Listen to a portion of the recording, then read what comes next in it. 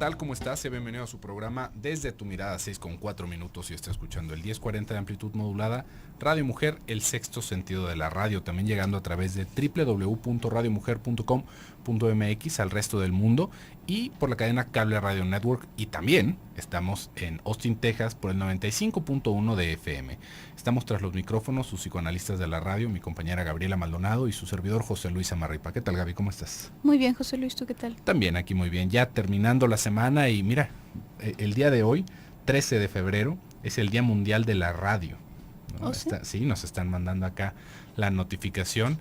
Imagínense, ¿no? Todo lo que ha cambiado, la tecnología del radio y todo lo que todas las puertas que han abierto, ¿no? Cómo nos abre la puerta hacia su casa para que podamos compartir algunas cosas que hablamos acá. Y bueno, año con año esto sigue manteniéndose, ¿no? Aún con todo y los cambios de tecnología, sigue siendo un medio bastante útil para comunicarnos. Y bueno, el día de hoy, como le digo, ya estamos terminando la semana y vamos a terminar con un tema que está algo complicado. Es mantener en secreto la adopción. Esto, bueno, no es una pregunta que al menos todos se hayan hecho. Yo creo que de una o de otra manera nos ha tocado en nuestra vida conocer a alguien, saber específicamente de algún amigo o de la postura de los padres alrededor de esta parte de la adopción. Y ahorita, bueno, vamos viendo cómo las instituciones van teniendo como una función como más importante alrededor de la adopción. Tal vez si nos vamos unos 50 años para atrás, 60 años para atrás, estaríamos en una realidad, al menos aquí en México, en donde los niños se podían adoptar, al menos entre conocidos, ¿no? Como, toma, te lo doy y tú lo registras a tu nombre, ¿no? Tú lo registras de esta forma. Ahorita ya es imposible porque en el hospital directamente se registran los niños. Por ahí se han hecho unos grandes argüendes que justamente por eso es que se establecieron estas medidas en donde le daban el niño de uno a otro, ¿no? Uh-huh. Y sin saberlo crecimos en una familia equivocada, ¿no? Entonces, bueno, por este tipo de cosas y por muchas cosas más se han establecido instrumentos para evitar ese tipo de manejos. Pero antes era una cosa muy común. Es más, nos podríamos preguntar en los momentos en los que los niños ni siquiera nacían en los hospitales.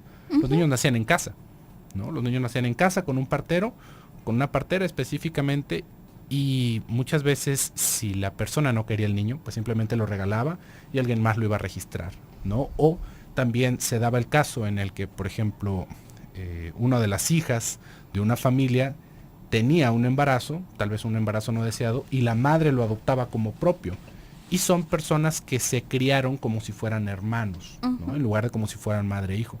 Este tipo de situaciones iban pasando a la historia como secretos familiares, ¿no? Y más que nada en eso radicaba la situación de mantener en secreto el que se había adoptado a un hijo. ¿Por qué?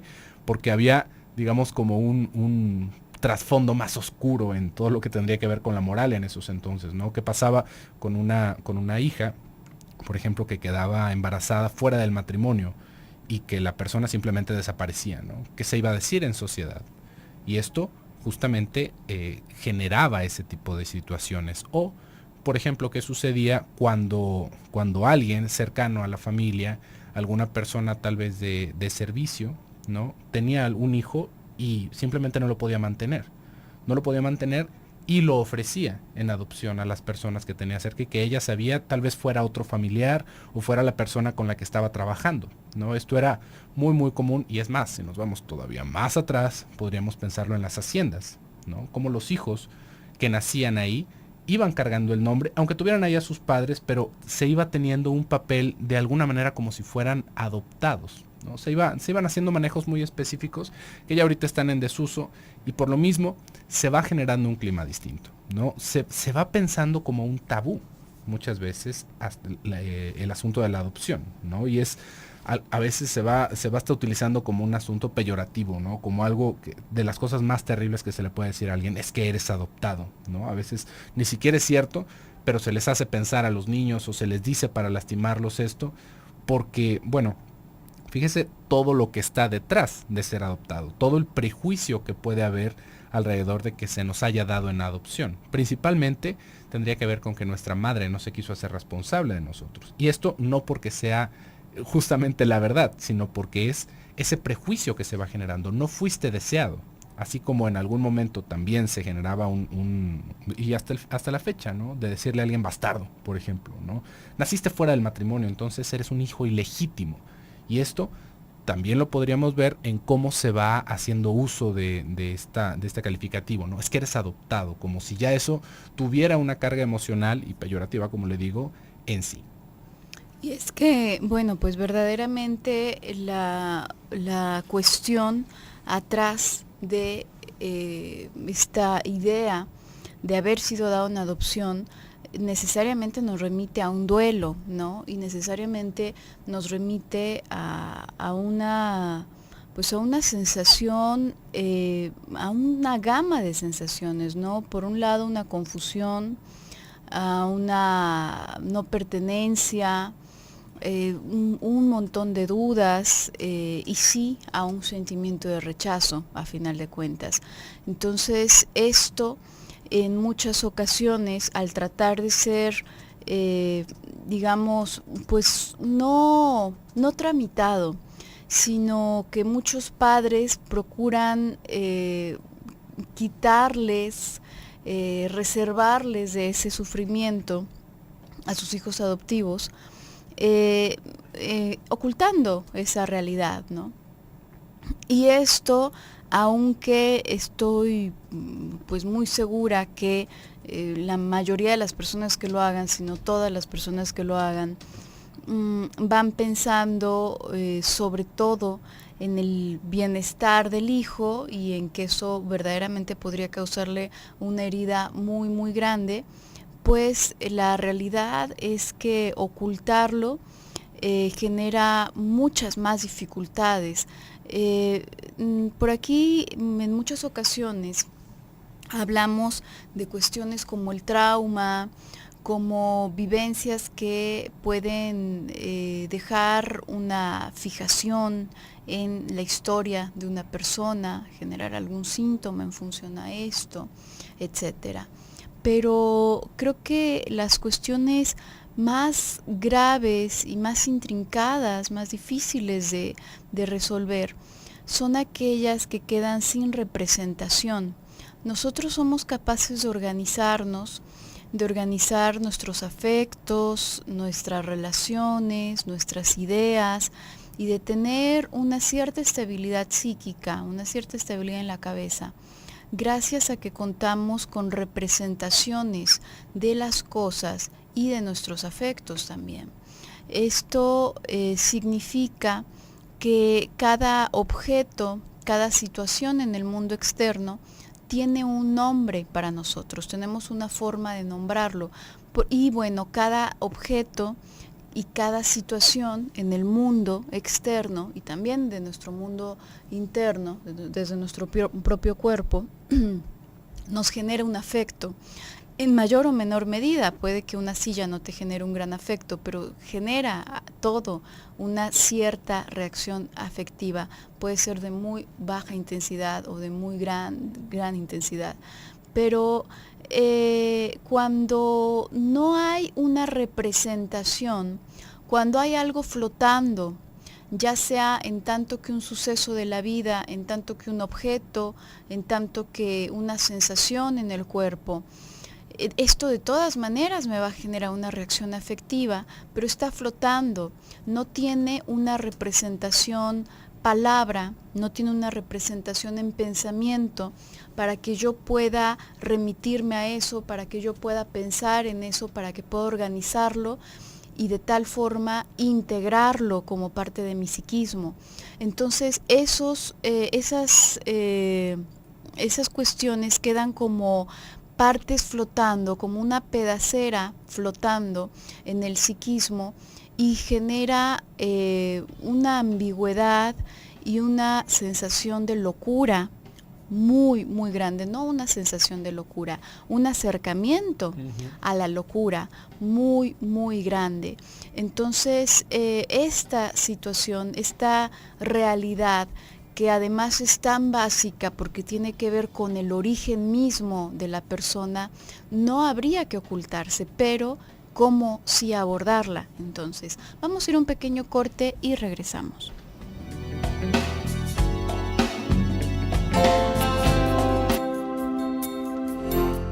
Estamos regresando a su programa Desde tu Mirada. Les recuerdo que tenemos un WhatsApp, tenemos un número de celular para que usted se comunique con nosotros y participe. El número es 333-822-3208 y también estamos en Twitter en @desde tu mirada. También ya estamos en la sala de chat en www.radiomujer.com.mx, en la sala de chat de Desde tu Mirada, para que usted nos pueda hacer sus comentarios. Aprovecho el momento para mandarle un saludo a Gerardo Montoya, que es nuestro último seguidor en Twitter. Muchísimas gracias por hacer esta red más grande. Ahí de vez en vez el equipo de producción nos está haciendo el favor de poner algunas cosas que vamos diciendo o las más de las veces datos que van enriqueciendo de alguna manera la discusión con el programa, para que usted ahí también pueda participar. Y antes del bloque comercial, Gaby, estamos hablando sobre el secreto de la adopción. Tú estabas hablando sobre la locura que puede generar justamente este tipo de secretos, ¿no? Fíjese cómo desde un principio podríamos entender que la adopción va a ser per se algo traumático. ¿Esto en qué sentido, no? Ahí podríamos pensar justamente en la fantasía de engendramiento de Pierre Lanier, en donde para todos nosotros es importantísimo tener justamente esta fantasía, este dato de cómo fue que nosotros llegamos al mundo. Por eso es que los niños lo preguntan las más de las veces. Oye papá, ¿y tú querías que yo viniera al mundo? Oye papá, ¿y cómo fue? Oye papá, ¿y tú me quieres? ¿O me quiere mamá? ¿Por qué? Porque nos vamos haciendo esta pregunta, ¿nosotros a qué venimos? ¿No? Y esto lo vamos haciendo hasta de adultos, ¿no? ¿A qué venimos? ¿Cómo venimos al mundo? Y esto es una pregunta que a muchos les toma muchísimo tiempo realmente encontrarle una respuesta satisfactoria para ellos. ¿Por qué? Porque para todos nosotros es importantísimo sabernos amados. Esto es fundante para nuestro psiquismo, el que nosotros sepamos que hay alguien que nos ama. Y todavía más importante va alrededor de que la persona que me trajo al mundo es justamente por una acción de amor. ¿Sí ve?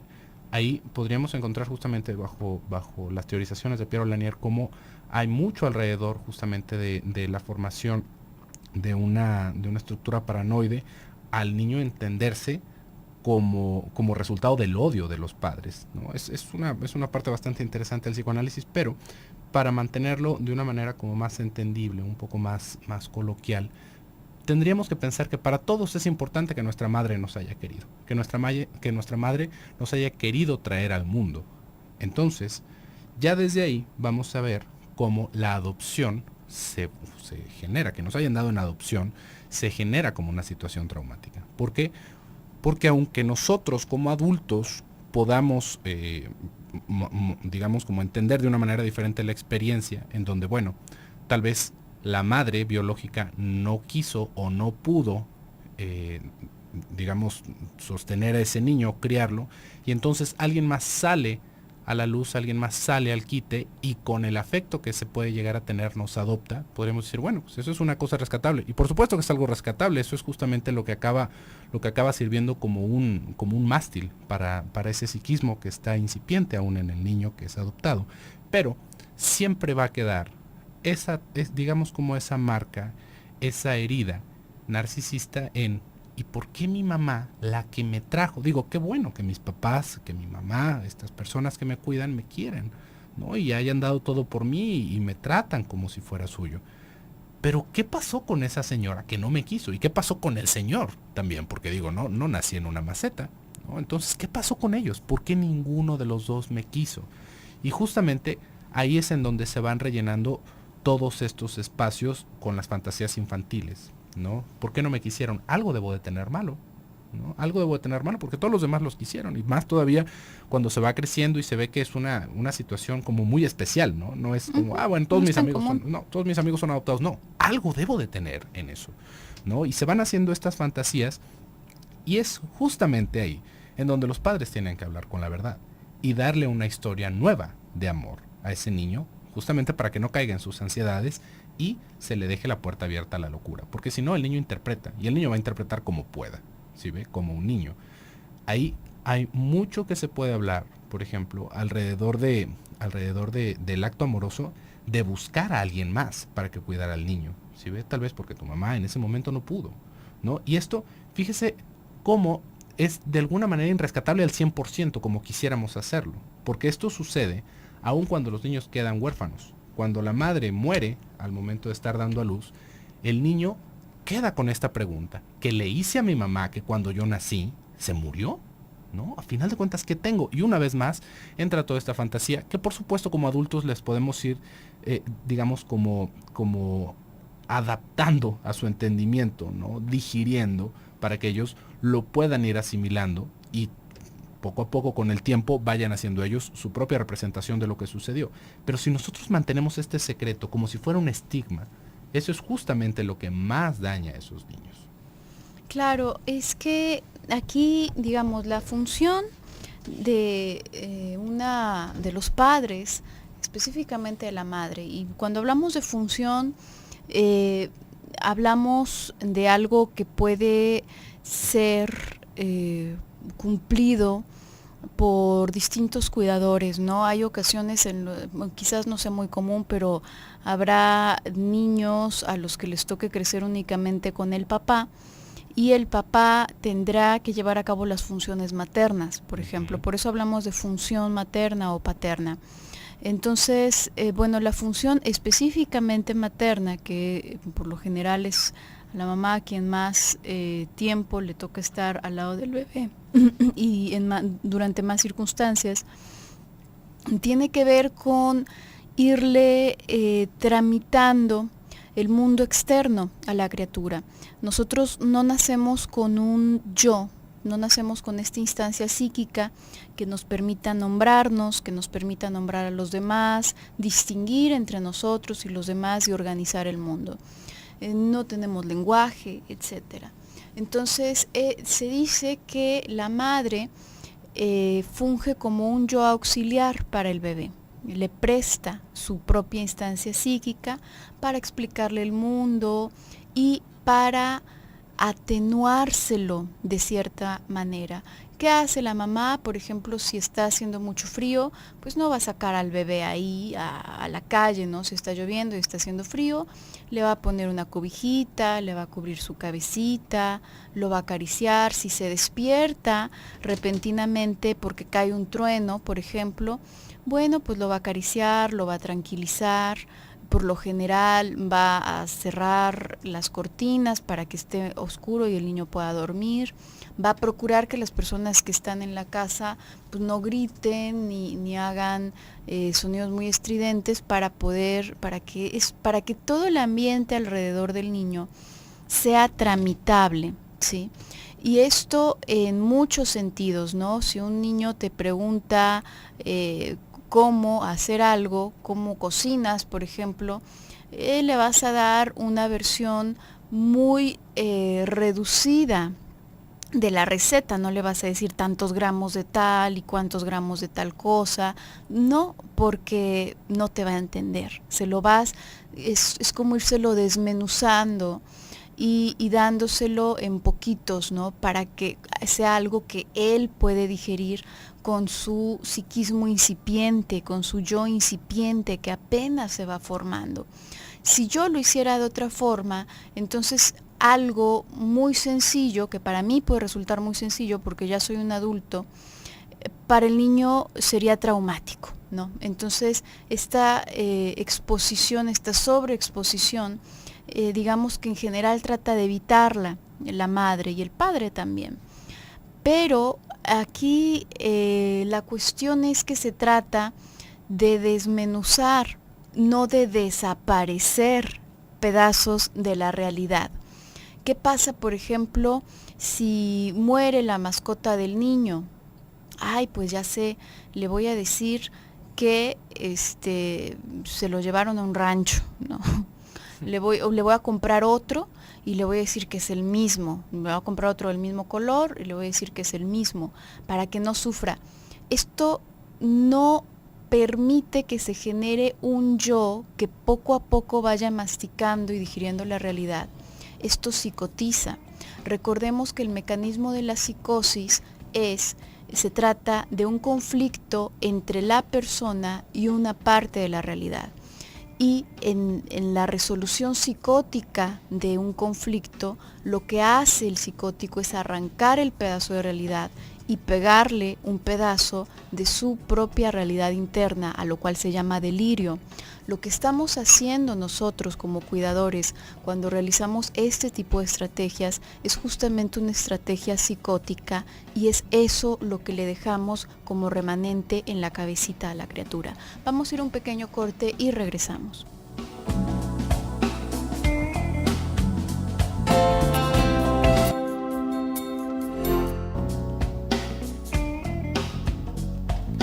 Estamos de regreso en su programa Desde tu Mirada. Estamos hablando el día de hoy sobre mantener en secreto la adopción. Les recuerdo nuestros teléfonos en cabina: 31 22 11 90, 36 47 18 83, y nuestro WhatsApp es 333 822 32 08. Y estábamos hablando antes del bloque comercial como si nosotros vamos dejando espacios en blanco en la historia de los niños los van llenando de ansiedades. ¿Sí ve? O sea, no es una cosa que se necesite teorizar tanto para imaginárselo.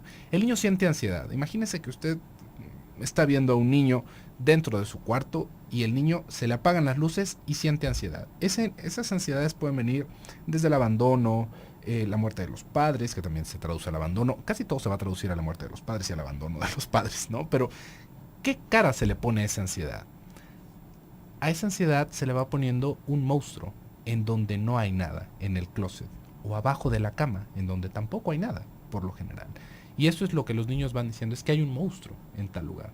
¿Por qué? Porque se van habitando esos espacios vacíos en el espacio exterior de nuestro psiquismo, y digamos que nuestra pulsión y nuestra ansiedad les va dando forma a esos espacios. Entonces, si a un niño le da para imaginarse que dentro de su closet hay un monstruo o abajo de su cama hay un monstruo, imagínese lo que le da para imaginarse cuando el niño de alguna manera se sospecha que no somos sus padres, ¿no? Si de por sí ahí hay ciertas fantasías recurrentes, ¿no? Que podríamos entender como generalizadas. Hasta se han hecho películas de esto, ¿no? De personas que piensan que todos los demás son actores, ¿no? Que de alguna manera están dentro de un set de televisión, o que sus padres no son sus padres, ¿no? Por ahí podríamos ver esta película de Truman Show, en donde específicamente eso es lo que sucede, ¿no? Pero esta fantasía está por ahí en todos. ¿Por qué? Porque los niños se van intentando explicar por qué le caigo tan gordo a mi papá, ¿no? ¿Será que no soy suyo? ¿No? ¿Será que hay otro padre que sí es mi padre, que es mucho más amoroso, y que yo estoy con este que es el malo?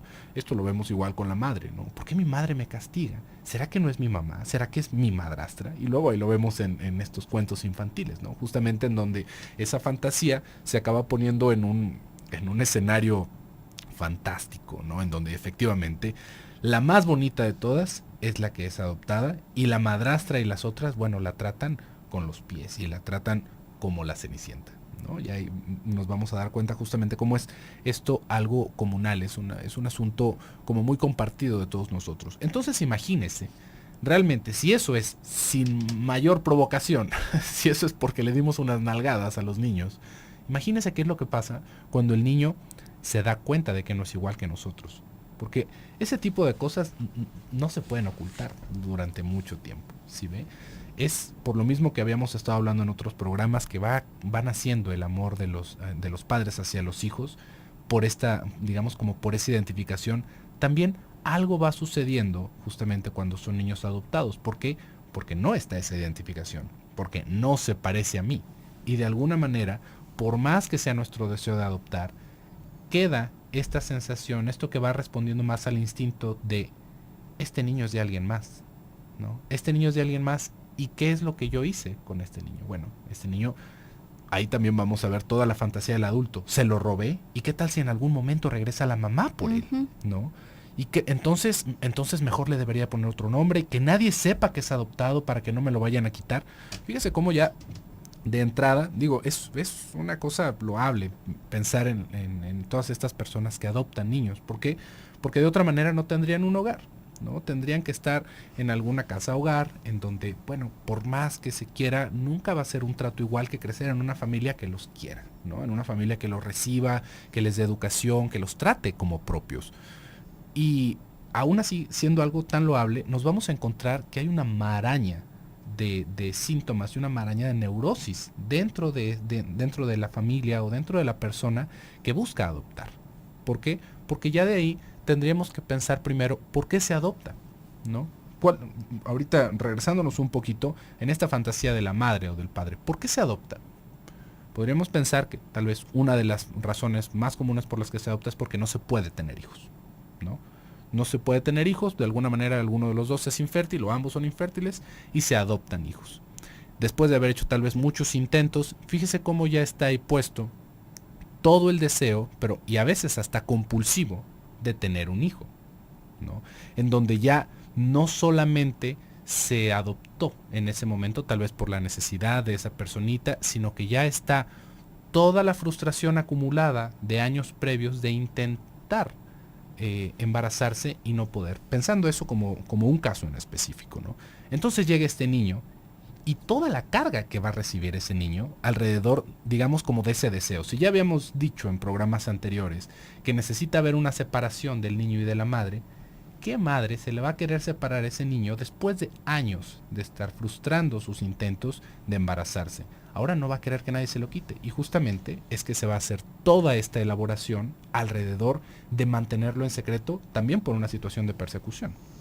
Claro, y es que en cualquier relación humana, la que sea, con hermanos, papás, compañeros de trabajo, amigos, lo que sea, pareja, está en nuestros intereses por delante, la verdad. No hay, a veces, bueno, en algún momento hablábamos justamente acerca del altruismo, ¿no? Para tratar de desglosar el por qué no existe realmente el altruismo. A final de cuentas, siempre, aunque no nos podamos dar cuenta, aunque no esté muy a la mano para reconocerlo, vamos buscando un bien para nosotros mismos. Es verdad y es muy loable cuando nuestro propio bienestar incluye o requiere el bienestar de otras personas alrededor a las que queremos. Pero a final de cuentas procuramos a los otros porque queremos que estén bien, porque nosotros los amamos y nosotros nos sentiríamos muy mal si algo malo les sucediera. Puede parecer rebuscado, pero a final de cuentas estamos procurando por nosotros en primer lugar. Y esto no es distinto con los hijos. Para empezar, esto tendríamos que subrayarlo, no es algo malo y no es algo egoísta. Es algo gracias a lo cual, de hecho, podemos relacionarnos y podemos amar a las personas y podemos tratar bien a las personas. No tiene nada de malo y además es lo único que tenemos para relacionarnos con los otros. Pero cuando se trata de la relación con los hijos, biológicos o no, no es distinto.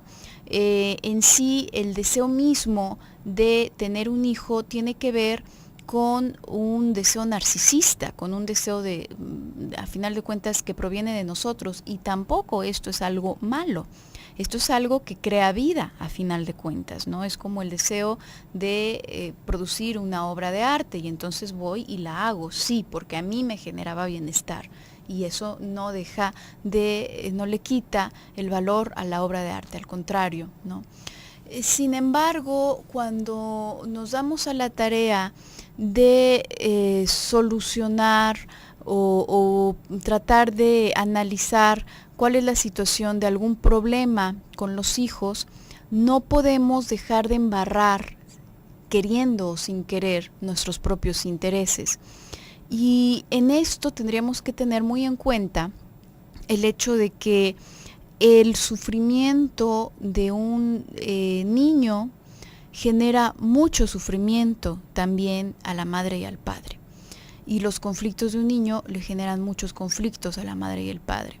Entonces, en muchas ocasiones, estas formas tan chiqueadas, tan malcriadas de crecer a un niño, no tienen que ver realmente con una visión hacia el bienestar del niño, sino con mi propio bienestar.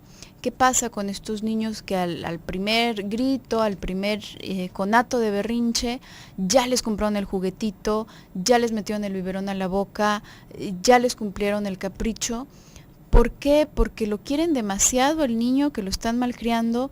No, porque es tan tensa esa situación de berrinche, es tan tensa esa situación de sufrimiento del niño, que a veces la madre y el padre no están capacitados, no se sienten capacitados para tolerarlo, para acompañarlo en ese sufrimiento. Entonces es como que se lo avientan de regreso, ¿no? Lo que quieres es un carrito, toma tu carrito, ya cállate, déjame en paz, ¿no? Esto no le hace ningún bien al niño, porque en el mundo real se va a encontrar con otras cosas reales que sí lo van a frustrar.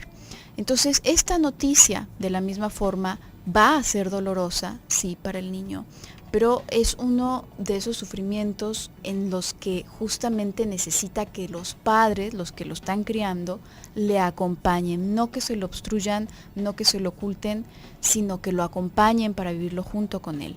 Vamos a ir a un pequeño corte y regresamos. Estamos de regreso en su programa Desde tu Mirada. Ya se nos está terminando el programa del día de hoy. Les recuerdo que la retransmisión de este programa es el domingo a las 8 de la noche y los programas de lunes a jueves se retransmiten a las 5 de la mañana. Para las personas que se levantan muy temprano, eso a las 5 de la mañana, cuando todavía no sale el sol ni cantan los pájaros, pues bueno, ahí puede ir escuchando su programa de psicoanálisis por el 1040 de amplitud modulada.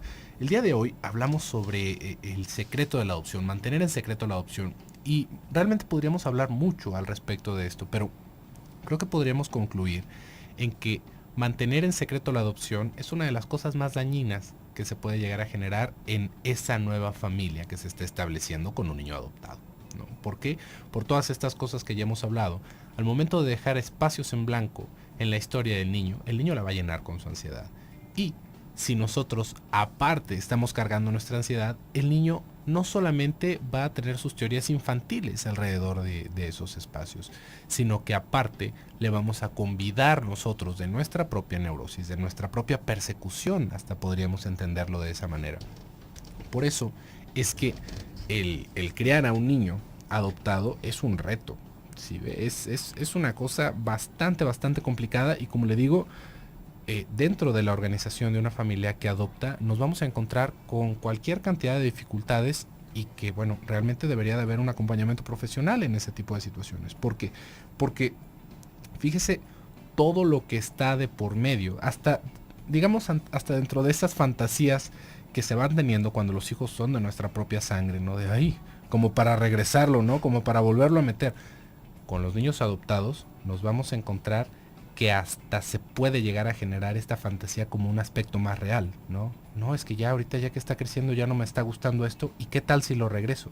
Y toda la culpa que nos va a girar alrededor de eso. Fíjese cómo ya de por sí estamos entrando en un terreno difícil. ¿Por qué? Por todo lo que habíamos estado hablando anteriormente, por, digamos, como por el trasfondo que hay, por el deseo coagulado que puede estar alrededor de tener un hijo, ¿no? También hay algo que no se habla muy a menudo, y es justamente por qué no se puede tener hijos, ¿no? Nos vamos quedando como con una descripción muy corta, ¿no? Bueno, es que el conteo de espermatozoides es muy bajo, ¿no? O los óvulos no están lo suficientemente madurados como para que se puedan tener hijos, o los niveles hormonales no están óptimos para que pueda haber un embarazo. Entonces se toma medicina. Lo que no nos ponemos a pensar nunca, realmente nunca, es qué tanto de mi psiquismo, qué tanto de mi estado anímico está impactando ese tipo de procesos en mi cuerpo, que por lo mismo me está haciendo imposible concebir a un niño. Esto no nos pasa por la cabeza y es justamente una de las tantas maneras en las que nuestro cuerpo puede estar hablando de lo poco preparados que estamos para esto. Esto también lo podemos ver en situaciones en donde, por ejemplo, hay personas que tienen abortos espontáneos constantemente, ¿no? Vamos abordándolo directamente con el punto de vista médico, ¿no? Bueno, es que es por la presión sanguínea, bueno, es que es por tal, bueno, es que es por la actividad, pero pocas veces nos vamos haciendo la pregunta de ¿en qué está interviniendo mi psiquismo en esto? Realmente, ¿qué es lo que está pasando en mi inconsciente? Que ya van 2, 3 abortos espontáneos que tengo, ¿no? O qué es lo que está pasando en mi psiquismo que de repente se detuvo mi regla, ¿no? Y ya no soy fértil. Son este tipo de cosas que, como le digo, no nos preguntamos, pero que nuestro cuerpo va hablando para decirnos que no estamos muy preparados para esa situación, que no solamente se necesita que haya un óvulo y un espermatozoide para que pueda llegar un niño al mundo, sino que debe de haber un lugar que lo pueda contener. ¿Sí ve? Debe de haber una persona que lo pueda contener. Y esto es lo que muchas veces se va brincando como traba al momento de adoptar a una personita o al momento de empezar a utilizar terapias alternativas para quedar embarazada.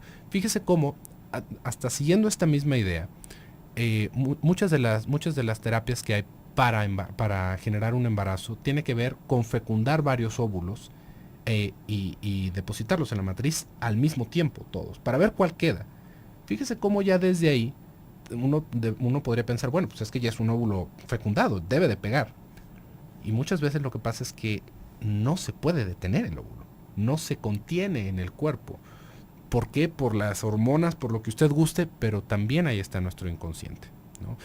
¿No le parece algo posible que tal vez si nosotros a veces con el puro estrés que nos cargamos del trabajo nos dan unos griponones o unas diarreas, una colitis terrible, imagínese qué tanto se ve afectado nuestro sistema reproductivo con ese mismo estrés, ¿no? Y son cosas que, como le digo, van complicando la situación en casa y que nosotros las vamos pasando por alto porque se vuelve como única meta adoptar. Única meta es tener a un niño. Y ya cuando el tener a un niño se vuelve el único deseo alrededor de formar una familia, también ya vamos por un lado que no nos va a dejar muchas satisfacciones. Porque todo lo que sí, una vez más, ¿no? Se lo digo, imagínense, si con los niños que llegan así espontáneos, tranquilitos, las enfermedades de los niños se sufren terriblemente por los padres, imagínense cómo se va viviendo cuando toda nuestra libido está centralizada, monopolizada en ese deseo. Sí, y que ahí sí podríamos hablar de que este deseo narcisista está demasiado cargado, ahora sí únicamente hacia un lado, ¿no? Como hacia nosotros mismos. Porque, bueno, no es nada raro que, por ejemplo, luego de muchos intentos con hormonas, etcétera, para poder tener hijos biológicos, finalmente se logra adoptar a uno y luego de tener a una criaturita adoptada, inmediatamente logra embarazarse la pareja, ¿no? Inmediatamente logran tener un hijo biológico. ¿Por qué ocurre esto?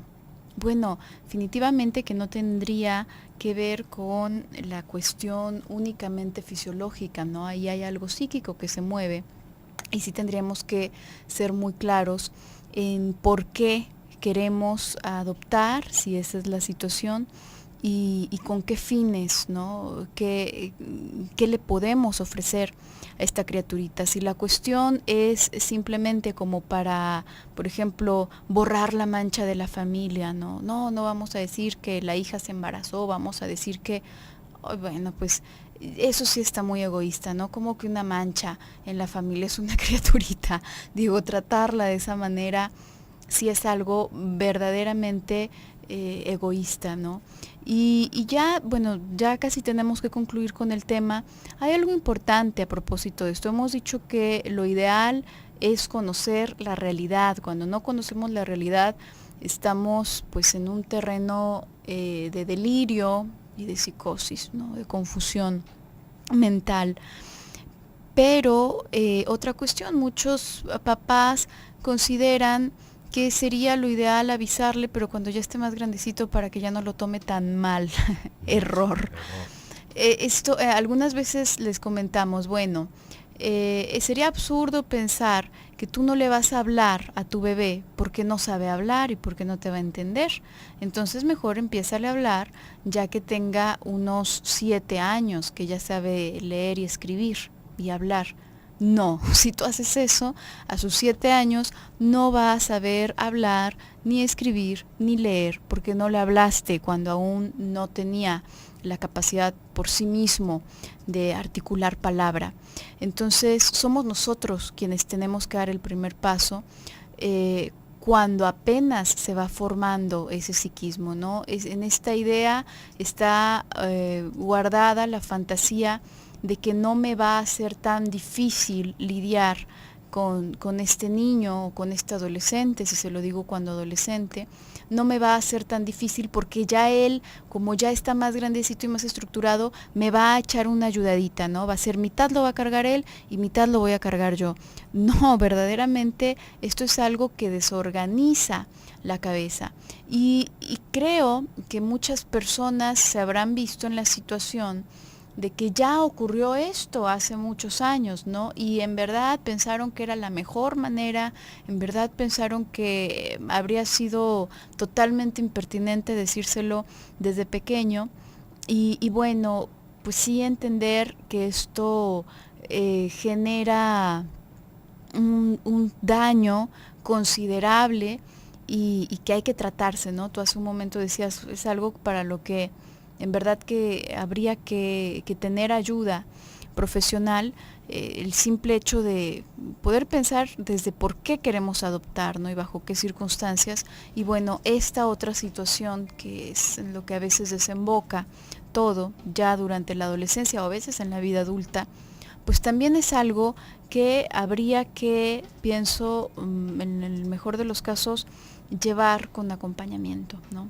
Pero bueno, el día de hoy se nos ha terminado el tiempo y también la semana. Muchísimas gracias a todos ustedes que nos escuchan diariamente, también a todo el equipo de producción por acá y nosotros nos escuchamos el día lunes. Yo me despido, soy Gabriela Maldonado. Yo soy José Luis Amarripa, que tenga bonito fin de semana. Hasta entonces.